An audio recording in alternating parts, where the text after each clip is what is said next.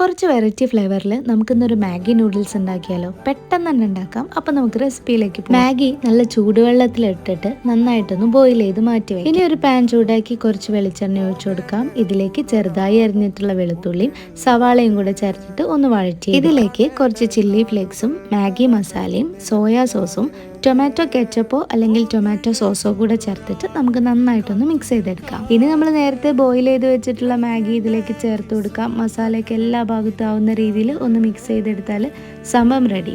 ഇനി ഇതിൻ്റെ മുകളിലായിട്ട് കുറച്ച് ചീസും കൂടെ ഇട്ട് കൊടുത്തിട്ട് ഒരു 5 മിനിറ്റ് ഒന്ന് അടച്ചു വെക്കാം. അപ്പോഴേക്കും ചീസൊക്കെ ഇതാ മെൽറ്റായി ഇതുപോലെ ആയിട്ടുണ്ടായിരിക്കും. വീണ്ടും എല്ലാം നല്ലപോലെ മിക്സ് ആക്കി എടുത്തിട്ട് ചൂടോടെ തന്നെ ഇതിനൊരു പ്ലേറ്റിലേക്ക് മാറ്റാം.